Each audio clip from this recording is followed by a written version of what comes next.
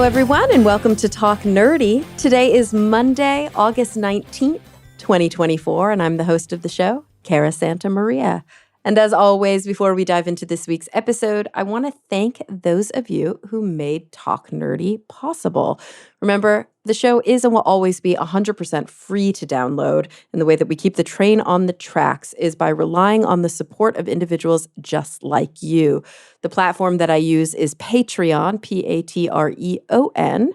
And if you are interested in supporting the show, you can visit patreon.com/talknerdy, and you can pledge any dollar amount at all on a per episode basis.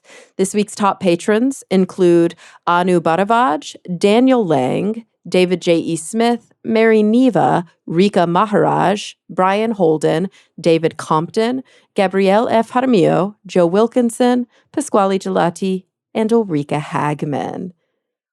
All right, let's get into it. So this week I had the opportunity to chat with Dr. Sarah Imari Walker. She's an astrobiologist and a theoretical physicist. She's the deputy director of the Beyond Center for Fundamental Concepts in Science and a professor in the School of Earth and Space Exploration at Arizona State University. She's also, this is really interesting, I love this, the co-founder of the astrobiology-themed social website SaganNet.org, so SAGANET.org, and she's a member of the board of directors of Blue Marble Space.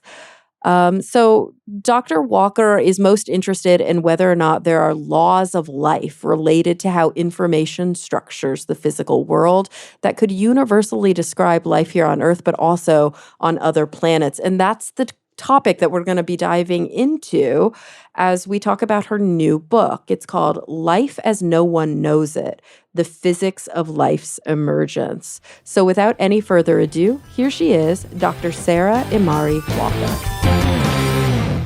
Well, Charlotte, thank you so much for joining me today. Thanks so much for having. It's funny, I don't think I have any friends in my life named Charlotte, but my mother is named Charlotte, so it feels weird like using that name. I never call her Charlotte, I call her Mom. Well, I was named after my grandmother, and growing up, we were the only Charlottes I had ever heard of. And isn't that funny? Did anyone call you Charlie? No, but she was Grandma Shar, and then I became Shar when she passed, I think, more often. So, but I love Charlie as a nickname. I wish that had caught on. My son's cute, actually right? Charlie. So, oh, I love that. Oh, keeping it in the fam. I love it.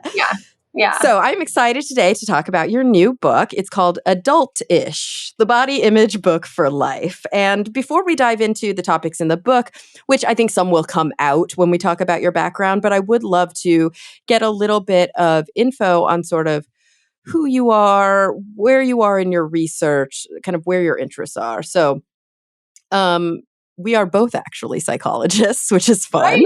Right. But you are a professor of psychology and you are a researcher, and you've been doing this for a long time, over 25 years. You started researching eating behavior and body image, and you've written quite a bit about that in the past, haven't you? Yeah. So, my first study I published in 2000. So, I've been doing research for a long time on these topics. And in my lab at Rutgers, we continue to do research that's very much focused on body image. We're looking at things like social media's influence on body image, and LGBTQ populations. And then my books I started writing a number of years ago, I guess at this point, was really an effort to translate a lot of this research to broader audiences, that there's just a lot of health and wellness information in public spaces that's not exactly accurate or in sync with research. So that was my goal.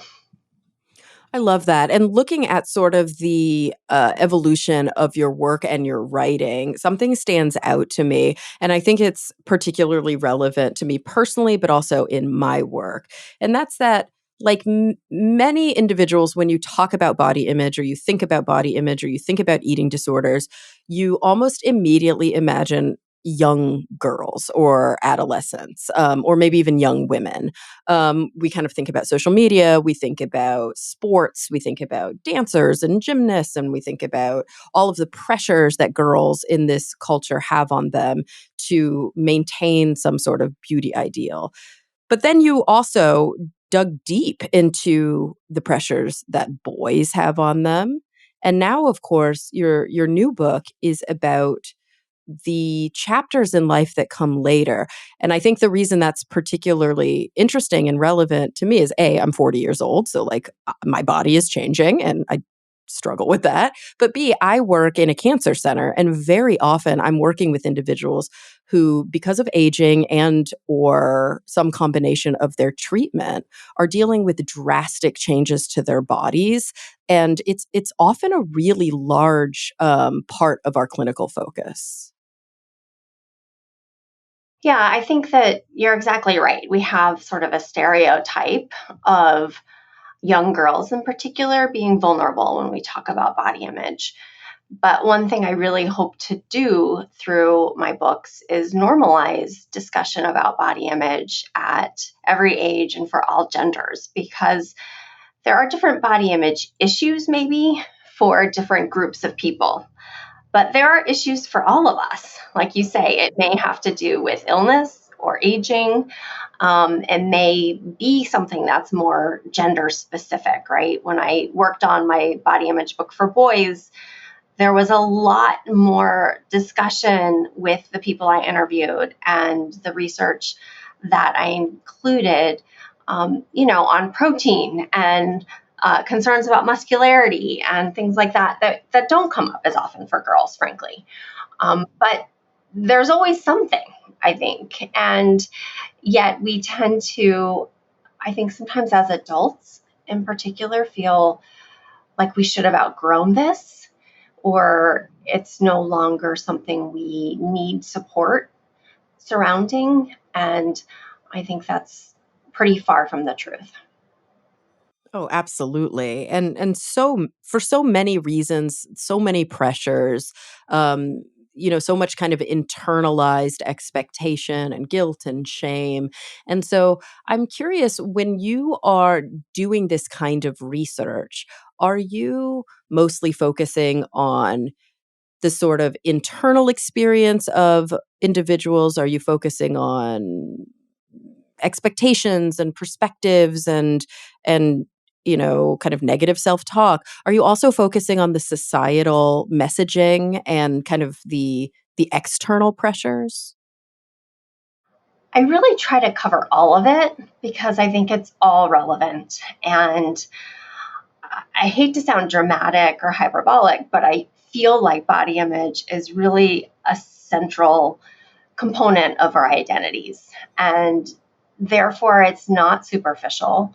And we need to really think of it in terms of a personal and psychological issue, in terms of a relational issue, in terms of a societal issue, because there are these different sorts of levels of influence. And there also are really significant consequences when people are dissatisfied with their bodies.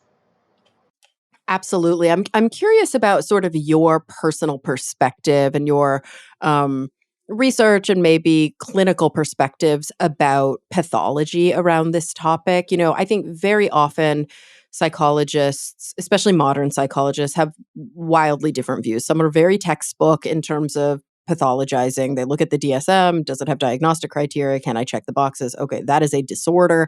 And if it doesn't fit that box, then you don't have a disorder. But there are other people who are much more dimensional and they're like, this is an issue everybody faces. And when it becomes so overwhelming or so extreme that it interferes with our lives, that's when we may benefit from help for these issues. I'm curious kind of where you are on that spectrum. I think I'm definitely closer to the latter in that, we don't have like body image disorder aside from body dysmorphia, of course, in the DSM. And so, it's not that I want to take an everyday experience and pathologize it as much as I want us to appreciate that what a lot of people deal with when it comes to body image is not adaptive and could use support. And that support may be at the one-on-one level, like some sort of therapy. It also may just be trying to help people appreciate that some of their habits and behaviors are not supporting them well, right? Like if you're scrolling celebrity culture and social media, that may be damaging to your body image. We have enough research, I think, to say that with some certainty at this point. So I definitely would approach this from if this is taking up a lot of mental space, if this is making your life less than optimal, we should try to seek out resources and support. And maybe a book in some cases is enough, right? But maybe sometimes some one-on-one support is really warranted. Absolutely. I'm curious too, because, and this is coming from somebody who practices clinical psychology, right? So I do psychotherapy, but I often grapple because I'm much more like existentially oriented. I grapple with this sort of ethic, maybe ethic's the wrong word, but oftentimes um, I don't know, the view, the thought process, whatever, within the field itself, that the onus or the focus is so often on the individual. It's so often on cognitions or behaviors or changing certain patterns, which of course we will get into that because I'm not dismissing that. That's so important. But also there's this huge component that I think we don't often bring into the room, which is a social justice component, which says like, how is anybody supposed to have a really healthy kind of a conception of self when they're constantly bombarded with shaming messages? And how can somebody be empowered? There's a lot we can do at the individual level, but isn't there also engagement we can have at the societal level to try and change the actual culture that is, I, I would say, inducing, maybe not even contributing to, but actively inducing a lot of these issues around body image? Right. And that's why in, the most recent book, the eating disorders chapter, there's like a subtitle to it that is eating disorders in a disordered world, because I do Right. want to really orient people towards the possibility that a lot of what they're learning from the culture around them is in fact disordered, right? That Mhm. it's not your fault at the individual level. If you think, for example, fasting most of the day might be healthy, you're actually being told that by a Mhm. variety of sources. And yet that is probably a really bad idea in terms of both your psychological and physical health. So I do think that the context is incredibly important. And all of my body image books with a chapter that tries to focus on that context in terms of how, as individuals, we can think about the society around us and maybe even try to change the society in small ways by approaching body image issues a little bit differently. And so let's get into that. What are some of these approaches um that we can kind of look at differently? While it's true that we would all love to change the environment that we're in and that we can make, some changes by organizing and by engaging, ultimately we live in the world we live in. And so, l- tell me if I'm wrong, but it sounds like the sort of central theme here is less about, you know, change the way you act and the way that you think, and then you will not have disordered thinking and acting about your body image, and more like changing the way that we think and we act can help us transcend some of those negative messages and some of those pressures that we're constantly bombarded with. I think that's right. And there's a lot to be said for reframing some of these issues. Um, and, you know, I have multiple chapters in the latest book on just eating, right? Like, how do we eat essentially? Because we get a lot of messaging about what is quote unquote healthy eating that's not exactly on target in terms of what research would suggest. And a lot of this has to be reframed, I think, at the individual level, right? So, eating is how we take care of ourselves. It's one way to nourish ourselves. And we should be allowed to also enjoy that process. It's not just this responsibility we have. It's not exactly the same as just putting gas in a car, right? That's just very functional, but we are not just functional beings. So I think that I try to really present information to people in a way that they can rethink it, right? Like if you think of eating as a form of self-care, as opposed to thinking about food as something you should avoid or only eat certain things or, not eat at certain times, then I think it's a lot easier to approach yourself with grace and to try to enjoy food then, as opposed to, again, this sort of negative, like avoidance mindset.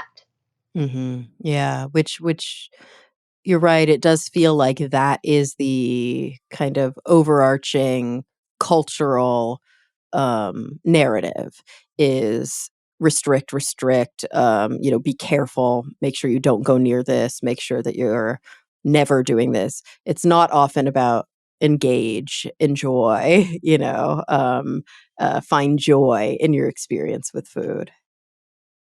Yeah, I think so many people are essentially afraid of food. And there is a lot of restrict, restrain, you're virtuous if you can do this. And, the more I study these issues, the older I get, the more I think, wow, like life is really short. This is really not the right way to frame this, in terms of not just our enjoyment on a psychological level, but also in terms of, this is a behavior we should be doing multiple times a day to sustain ourselves. And if multiple times a day, the framing is, oh, I have to be careful. I can't do this. I have to not do that. That can really take up mental space and feel much more oppressive than it needs to. So I really hope that people who read my books and, listen to me can and try to just think about this a little bit differently, right? The dominant narrative of you have to avoid certain things or you have to do this certain ways, those narratives come from a wellness industry, and a diet industry that makes a lot of money by trying to perpetuate those really myths about how we should eat. So, um, there's no reason for a lot of commercial interests to sort of back away from those messages. They make a lot of money off of our insecurity and our sense that we should be doing these things a certain way. So I think if you look at the science, which doesn't really have the same financial motivation, you'll see that, reframing towards enjoyment and towards more flexibility and towards nourishment as both physical and mental, can be really beneficial. Oh, absolutely. And I mean, I think about these messages and, really peeling back that curtain of where are they coming from? What's the motivation here? These wellness industry messages. And while sometimes we might be able to say, oh, okay, they're a little bit forceful or they're a little bit, negatively framed, they're a little bit restrictive. Other times I think it's safe to say like this is rife or rank pseudoscience, that there is like deep disinformation and misinformation that's potentially incredibly harmful. And it's very hard for a consumer to be able to differentiate between good advice and bad advice. And I think that only has become more true in recent years. If you think about it, it's really only been a little over a decade where social media has become such a widespread part of most adolescent and adults' sort of daily lives.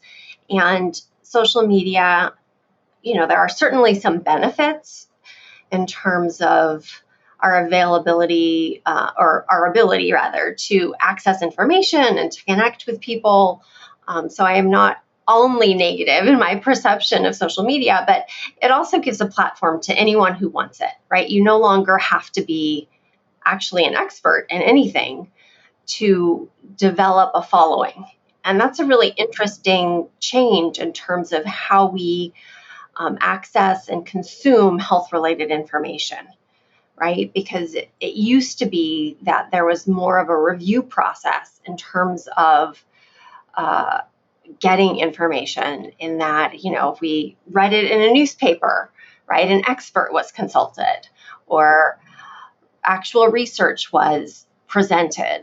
And there's less and less of that now because so many people get information through varied sources, a lot of which just isn't reviewed at all. And so I do think that this is really concerning in terms of health and wellness information, because as you say, some of it is, just completely inaccurate, um, and and can really lead to disordered behavior among people.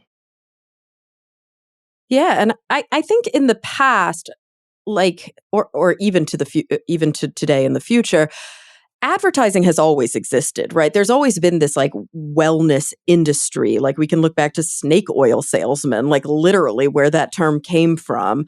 So and so's liniment, and it's gonna solve what ails you. But and maybe there have always been people, or I shouldn't say maybe, 100%. There have always been people who are like incredibly vulnerable and susceptible to that kind of persuasive messaging and who buy into it hook, line, and sinker. This magic cure, I'm going to give you all my money. And that's always been a massive problem. And that still exists today. But I think part of the problem is we can't tell now what's an ad and what's not. We can't tell now what is a sales pitch and what is just somebody saying, hey, I don't know, this kind of worked for me and I wanted to share it with you because I thought you might benefit from it. It's all very, I don't know, murky and mixed together. That's so funny. I was just going to use the word murky also. I think that you're right. I mean, we talk about this in terms of concerns about adolescent health and wellness, but it's relevant to adults also because the murkiness is very real. And, people often say to me, well, like, why do you write books? Like, isn't everything on the internet now? And well, yeah, there is a lot of information on the internet. I, use the internet also to access information. So I have nothing against the internet. But, a lot of what we see, like I said, it hasn't been reviewed. It hasn't been sort of checked in terms of accuracy. And this is part of why I've been really passionate about trying to compile information in an accessible format in books, because I think that a lot of us, we don't know what to do surrounding a lot of these issues, right? We don't know really like how to eat, or we don't know how to think about some of these issues because we get so much information and a lot of it contradicts itself. So, how do we get verified information? And as old fashioned as books sound to some people, I think that they can be really good resources for exactly this reason. Oh yeah. And like when I think about the different pressures, the different issues, the different reflections that we have at different stages in our lives, the different pressures that sometimes are universal but are other times very gendered, and sort of the necessity of writing to that perspective. I want to kind of go back before we come forward and talk a little bit about, you mentioned that boys, for example, and men have a lot of pressure on them to like have a certain physique, to have a certain level of strength, to be very muscular. And girls very often have a pressure to be very, very thin. And also, culture changes, right? So like whatever the trend is of the day, like sometimes it's, we used to call it heroin chic, right? When I was growing up, like ultra thin, like ill looking, but then that can shift and change for sure.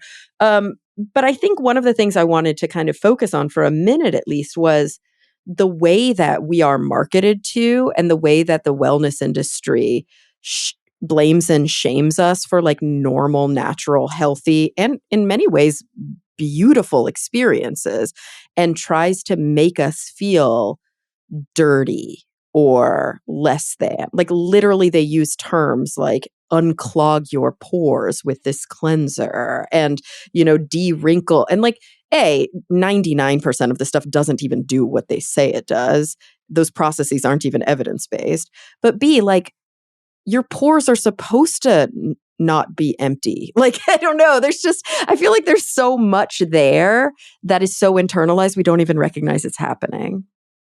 And I mean, the perfect example of that is any sort of, cleanse, right? When we talk about any kind of like a fad or diet, like cleanse, we don't need to cleanse our bodies. We have kidneys and a liver, and we have organs that help us excrete that which is not useful to us. And so it's just a made up idea, essentially. And I think it's very, it captivates a lot of interest because there's something intuitive about the suggestion that, maybe I'm not feeling that good, so I want to shift my behavior in some way that feels like dramatic for a few days, and then I'm going to feel better, right? Like everyone likes that idea of kind of like a quick fix. I'm going to do this cleanse for a day or a week, and I'm going to feel better. And I think I would even go so far as to say that sometimes people will feel better, and a lot of times that's a placebo, right? It's not really the cleanse. It's like, maybe it has more to do with not eating what you were eating, or, just maybe you're so tired because you're not getting any real nourishment. You've slept a lot, so you feel better. I mean, there's a lot of other explanations for why some people would find that helpful, but there's really no scientific explanation. And that isn't because we just haven't found it yet. I'm pretty convinced that there really isn't a scientific explanation as to why we would benefit from cleansing our bodies in sort of the internal sense, right? Shower all you want, of course. But And what does that kind of messaging do to a person psychologically? Being constantly told that they smell bad and need to smell better. They are dirty and they need to be cleaner. They are clogged up. They are, all of these really negative terms that are just describing existing and actually um, uh, invented, like invented problems so that there can be now this solution that you have to spend a lot of money on and go through these rituals. What does that kind of pressure do to a person?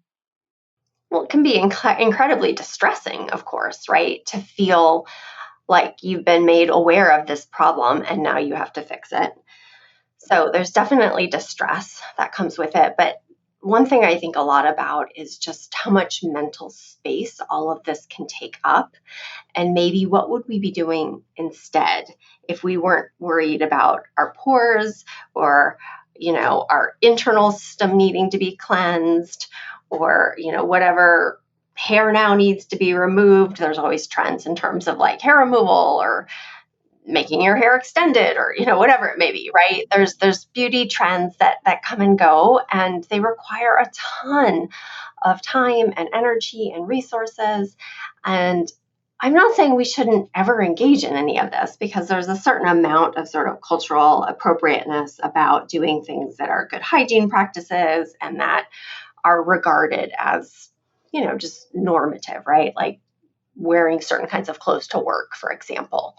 And Um, even that can feel like good self-care. I mean, there are definitely rituals that I engage in. I love to take long baths. I like to do a face mask when I'm in and it's not so totally. much that I'm like stressing because I feel dirty and I need to be clean. It's actually something that, improves my psychological state. Right. I mean, my toenails right now are turquoise, and I love that. I Yeah, look down exactly. at them, and it's a fun color, and it feels summery, and I get enjoyment out of that, and it's not really for anyone else, right? So, I never ever want to come across as seeming like I think we should just disavow all of the ritual or potential benefit in some of this. And yet, I think we can argue that in part because of the marketing and the money involved in some of these products, it can just start to really weigh on people. It can take up a ton of mental space.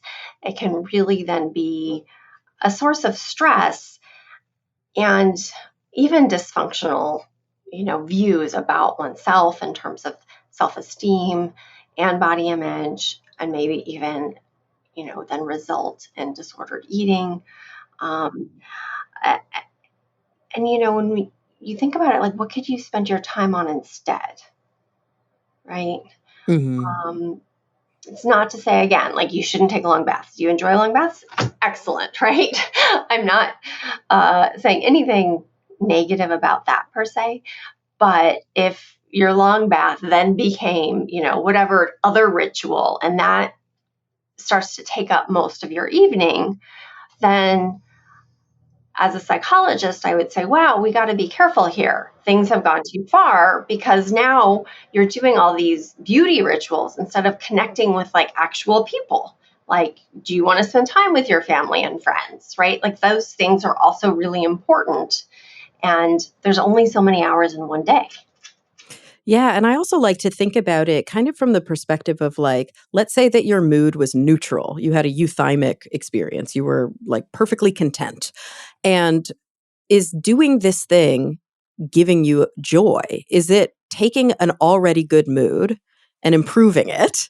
Or is this some sort of frantic attempt to mask or to undo a lot of like a lot of stress and distress? Is this kind of a frantic um attempt to feel better about the thing that I'm feeling really bad about all the time, and I'm having all this negative self-talk, and maybe if I do this thing I'll have relief from that for a moment? I feel like those are two very different circumstances. One is potentially quite disordered and the result of a lot of this kind of pressure, and the other is like a very functional, adaptive, and healthy way to engage with life.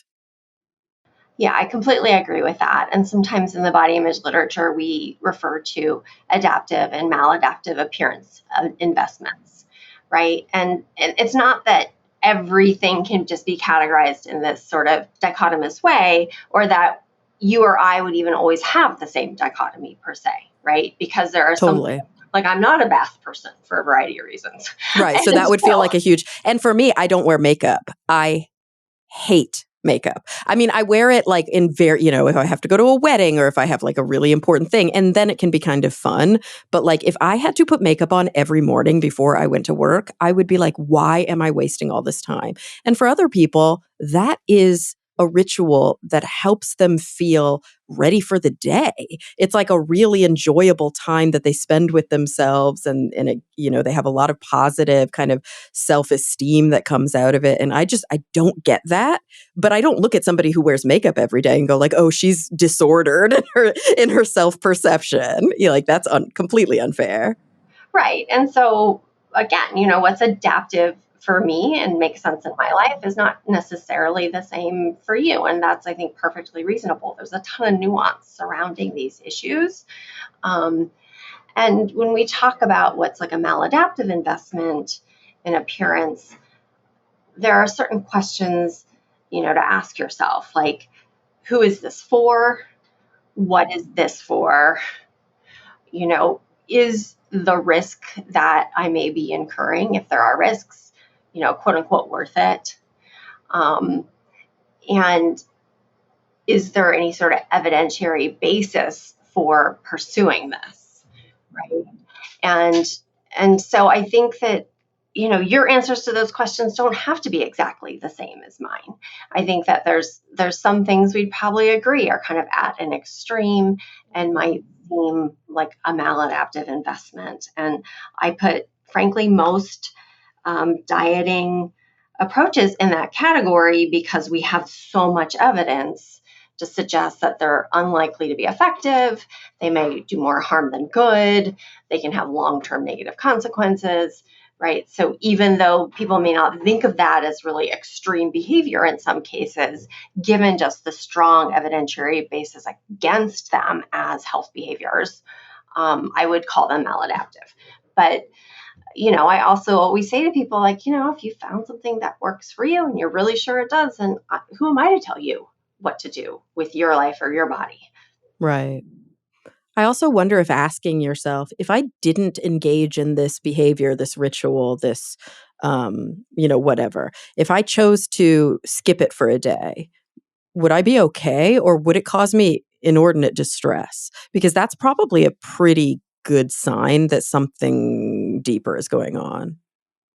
Yeah, I like that. I think that makes a lot of sense to think about the motive for why you do the things you do, why we have these habits and rituals, and are they trying to help us achieve ideals that are impossible, Or is it more of a like self-care ritual? Is it something that you, as you've said, we kind of enjoy and it makes sense to us?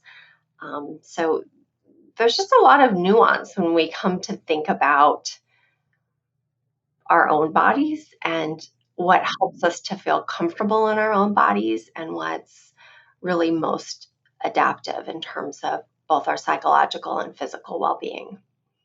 So obviously, so much of what we are, going to talk about today and continue to talk about is how to engage in behaviors that are adaptive, that are positive, that are beneficial, that are nourishing.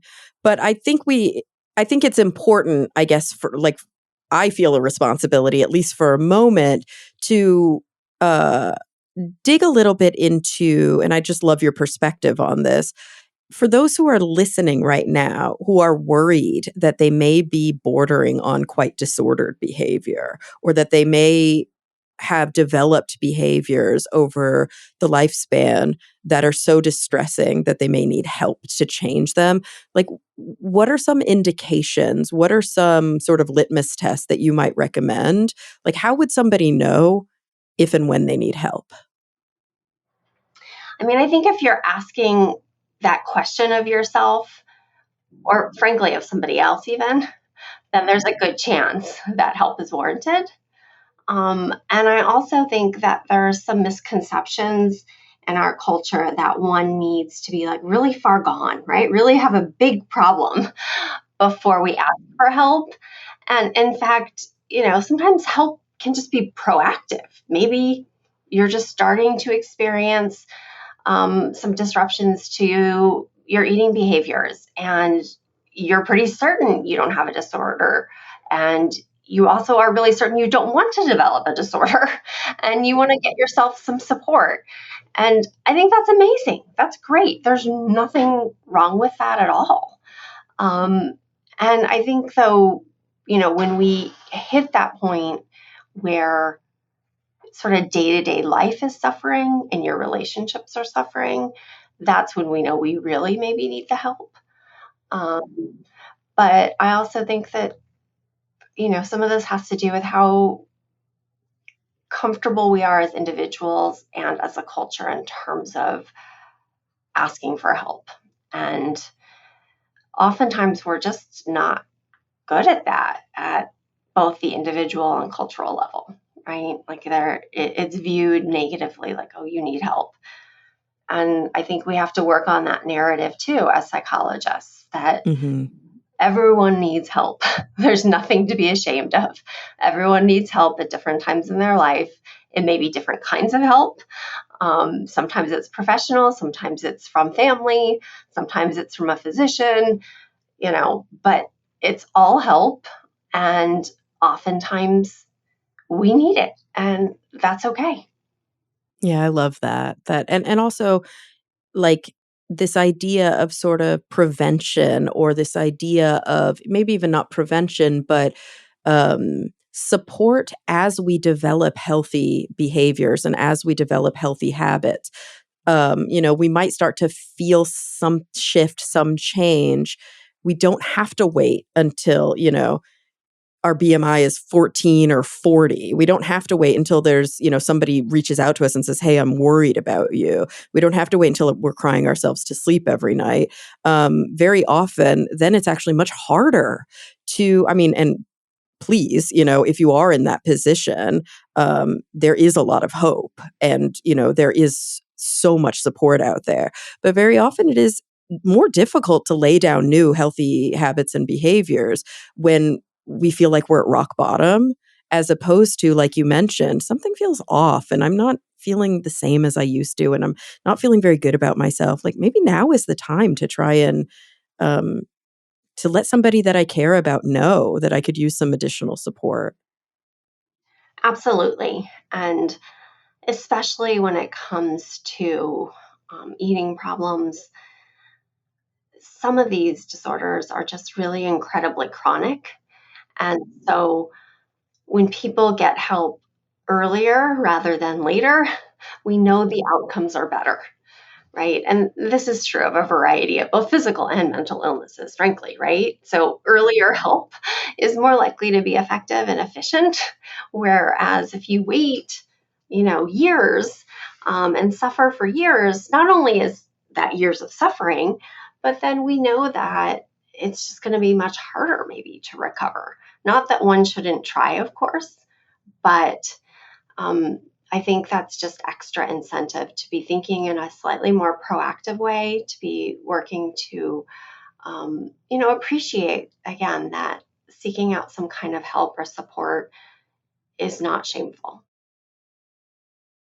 I'm curious, as somebody who has so much expertise in these areas, both in terms of sort of, you know, societal pressures, and every single person on the planet struggles with those societal pressures, but also working with individuals who do have eating disorders, working with individuals or learning about some of the components that come from body image, disordered body image, and then disordered eating or exercising, or rituals around body image. How much of our behavior and our kind of self-esteem, how much of it comes from, or is related to, I guess I should say, a lack of control or some sort of attempt to regain control in our lives? I mean, I think we have to be careful not to oversimplify any of these problems. I think certainly there's an element of concern about control or a concern about, trying to do something that at the outset may feel like a positive change. But mental illnesses, as you know, are really complex. And so there's rarely just one primary contributor, right? It's rarely just like, oh, I was looking for some kind of control in my life and I started being more rigid about my eating behaviors, right? That may be part of the story, but the story likely is much more vast, right? That people who develop serious eating problems, we know even just have a genetic predisposition to do so very often. And that's completely beyond our control. So I think we have to appreciate that there's a lot that contributes to, who we become, frankly. And that includes what illnesses we experience. And so, approaching people for help with whatever we're struggling with, it's not our fault necessarily at all, right? It's not like we have a problem we created for ourselves. We were trying to gain control, or we were trying to cope with trauma, or we did something wrong, right? It's just much more complicated than that, and so we shouldn't, I think negatively about ourselves in the process of trying to get the support or help we deserve. I think that's a really, really important point. And, there's this interesting sort of paradox here where, we've been kind of talking about global pressures and issues, but also those that are often faced by young people. Young people tend to be more engaged with social media, or at least spend significantly more kind of time on like newer approaches to social media, like TikTok versus Facebook, for example. Um, Young people also tend to be I think maybe not the least, but we do tend to see trends in a destigmatization around mental illness or mental health issues, more openness about seeking psychotherapeutic or psychiatric support. And so you almost have this weird paradox where older adults who historically maybe were less comfortable with the idea of mental health support, I'm just curious, like, what are their triggers? What are they facing? Is it all the same kinds of messaging, or are they sort of in some ways in a different zeitgeist or in a different cultural um, norm? No, I definitely think that there are some cohort differences here. And as you say, younger people tend to be much more open minded about discussing mental health, getting mental health treatment, using medication to treat mental health. We've seen some really positive cultural shifts in terms of normalizing some of that. I think most adults, those of us, steadily into adulthood at this point, didn't grow up in that sort of a cultural world where talking about mental health was quite as accepted, or seeking out help was quite as accepted. And the interesting thing there is that, oftentimes kids need the adults in their lives to actually be able to access the help they may be more open to getting. And if adults haven't sort of come around to the possibility that this is a healthy way to approach sort of problem solving and growth in our own lives, then we may not be as supportive of the young people who are, in fact, ready to try this. So there are some interesting sort of generational shifts, I think, afoot. And if nothing else, hopefully it bodes really well for the years ahead in terms of people being more apt to seek out the help that they could benefit from. Oh, absolutely. And what about kind of right now? Older adults, yes, there may be more reticence to get help, but even, before we get to the point where we're, having support, do older adults have different pressures on, the body image that they are expected to maintain, different beauty standards? Like, what are we facing as we continue into adulthood and older adulthood that maybe young people aren't facing right now? Well, I think, none of the beauty ideals are really of older people. So, um, aging presents its own challenges, um, just in terms of looking older and being perceived as sometimes less in touch sometimes as well. I think those are real challenges as we get older, but we also start to be more susceptible to illness and functional limitations in terms of our bodies. And so our bodies are, in some ways, the standards may seem very high when we're young, when we're teenagers, in terms of wanting to look a certain way, but our bodies are optimally functioning very often. Not always, Right. of course, but very often, and I don't ever like to frame it as like, and it's all downhill from there, because it's more complicated than that. But there But it are, is harder for me. Like, yeah, if I had a certain quote unquote goal weight, which I can't because it's always shifting, like that's just not how I think about things. I don't look the way I used to. I used to be very naturally thin. And I look back and I know that was a privilege. It did not matter what I did, my metabolism did it for me. I developed horrible eating habits because it didn't matter. I still looked a certain ideal way. And as I get older, I realize, oh, I actually have to do things. And even then, I'm not looking the way that I used to look. And I think for a lot of people, everybody has their different processes. That's a bitter pill to swallow. well, it can be very confronting to appreciate that. In some ways, I think all of us get so much better with age, right? We have the potential to be so much wiser, to have so much more life experience, to be more empathetic because we appreciate how challenging life can be at different times. So there's so much good that I think comes with aging, and then to juxtapose that with ideals of how we're supposed to present ourselves to the world that become less and less obtainable, um, can really be, I think, disappointing, right? It's like I feel in many ways in my late 40s like I'm the best version of myself. Do I look like the best version of myself? By most people's standards, probably not. But why does that have to matter, right? I think that is a challenge for many of us as we age, is to try to reframe that and to try to be less tied to those sort of physical perceptions and impressions, and to be more confident and accepting of ourselves in spite of our, quote unquote imperfections. Yeah, I'm going to bring up a specific example because it's one that I often see in my work, but I think that it fits really kind of cleanly into some of these discussions that you have in the book. So when I'm working with folks who are going through cancer treatment, very often. Um, we have an idea on television or in film of what somebody with cancer looks like, but very often that's somebody who's like cachectic, somebody with muscle wasting disease who is very, very late stage and who is maybe actively dying. Most people with cancer have all manner of the way that they look. And often one of the things that happens with certain types of chemotherapy is actually weight gain.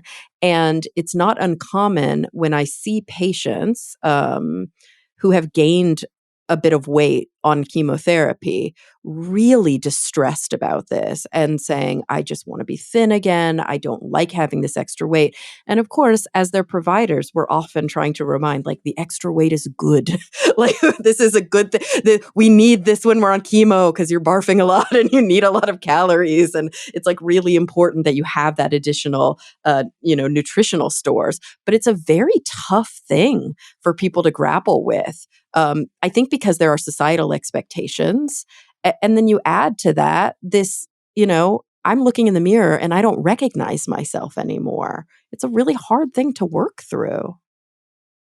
Absolutely. I mean, I think anytime we're confronted with illness, maybe with the exception of like a quick cold or something, it can be confronting in that we are forced to appreciate that our body is not functioning in the way that we want it to, right? It's not looking the way we want it to. And there may be not a lot we can do about that.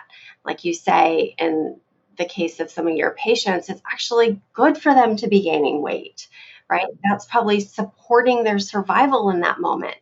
And yet we've been so brainwashed societally to think that it's important to be thin no matter what, that it feels like a negative. And in some ways, that's incredibly sad. And I think really requires then a lot of reframing in terms of the importance of trying to keep our bodies functional, right? They are not just ornaments. Our bodies are instruments and they allow us to live in the world, and we have to protect them. And at certain points in our life, that's going to mean probably gaining weight. And we don't have to love it. We don't even have to like that, right? But I think we have to work on being a little more accepting and offering ourselves more grace when it happens, because for most of us, at some point, it will happen. Absolutely. I'm curious, sitting down to write adultish and to start to shift your focus on this kind of developmental period that often is ignored when we talk about body image, when we talk about societal pressure, when we talk about, looking in the mirror and being kind to ourselves, softening that negative self talk, maybe even enjoying what we see and celebrating what we see. What are some of the things that some of the central things that you really hope to communicate to an older audience? What are some of the things that when somebody picks up this book, you hope are some of the main takeaways? I really hope it helps to foster some self acceptance, to help people appreciate that really we're all sold a whole bunch of messaging that suggests that we can aim for this perfect ideal that doesn't exist.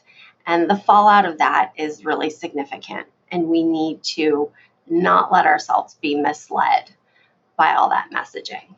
It's just incredibly dysfunctional. And we want to try to work on really embracing ourselves both physically and psychologically, right? So we all are unique in how we both look and how we are internally. And instead of feeling negatively about that and trying to conform, there's a lot of benefit to trying just to appreciate what we have and working on more acceptance. But I also don't want to make it sound too trite, right? Like, just love yourself, because I appreciate that it's much more complicated than that. That's why I ended up with, it's a 250 page book that originally was a 350 page book.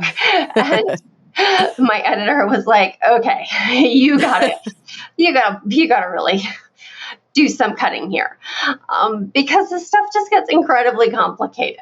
It's so hard to summarize for me in sound bites, because I think that these are lifelong journeys for many of us, right? Sort of coming to terms with a sense of self that feels good to us.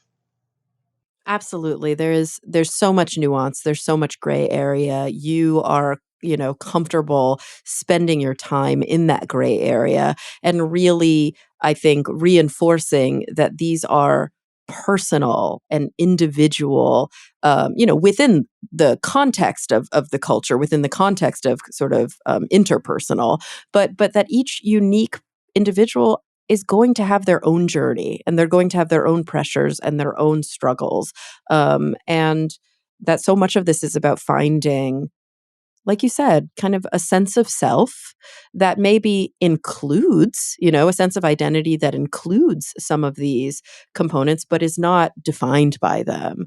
That there's so many other components to who we are that collectively, right? We contain, I guess, multitudes that collectively help us have a healthy sense of self. And I just really appreciate the amount of work that you've put into this. It's a beautiful book, by the way. It sort of feels like, and tell me if this was your intention or tell me if you feel like this is a misread, but it doesn't feel like self-helpy. It feels sort of like a mix between the type of manual I might use in therapy with one of my patients and a very self-guided, very information rich book that would help me personally on my journey. It's got a little bit of both in it.